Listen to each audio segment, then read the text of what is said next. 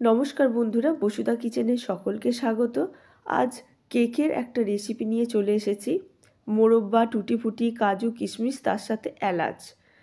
প্রথমে এই ছোট কাঁচের গ্লাসের 1 গ্লাস চিনি নিলাম, ওই একই গ্লাসের 1 গ্লাস তেল নিলাম, ভালোভাবে এটা মাখিয়ে নিলাম।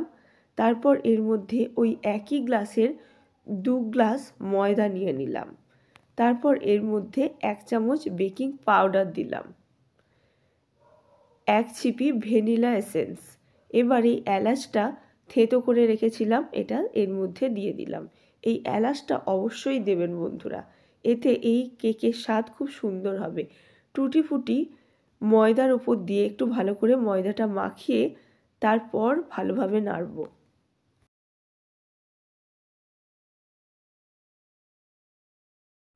কিছুটা টুটি ফুটি রেখে দিলাম শেষে দেব বলে। এরপর মোরব্বা, কাজু বাদাম আর কিশমিশ এর মধ্যে দিয়ে ভালোভাবে একটু মাখিয়ে নেব।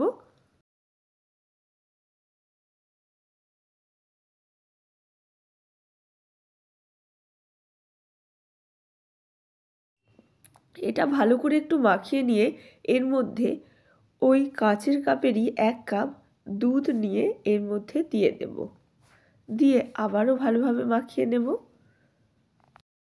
ভালো করে ব্যাটারটা তৈরি করে নিলাম। এবার একটা অ্যালুমিনিয়ামের বাটি নিয়ে তাতে একটু সাদা তেল ভালোভাবে মাখিয়ে নিয়ে গোল করে একটা কাগজ কেটে নিয়েছি, এর ওপরে ভালো করে লাগিয়ে দিলাম। কাগজের ওপরেও আবার কিছুটা তেল দিয়ে ভালোভাবে সেটাও মাখিয়ে নিচ্ছি। এবার তৈরি করে রাখা কেকের ব্যাটারটা আস্তে আস্তে এর মধ্যে ঢেলে দেব।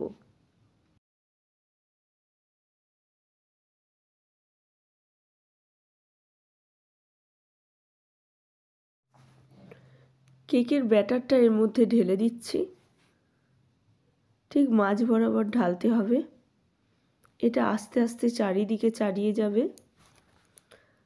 বন্ধুরা, আমার এই সহজ কেকের রেসিপিটা আপনাদের ভালো লেগে থাকলে চ্যানেলটি সাবস্ক্রাইব করবেন এবং পাশে থাকা বেল আইকনটি অবশ্যই অন করে দেবেন আমার চ্যানেলের আপডেট সবার আগে আপনার কাছে পৌঁছানোর জন্য।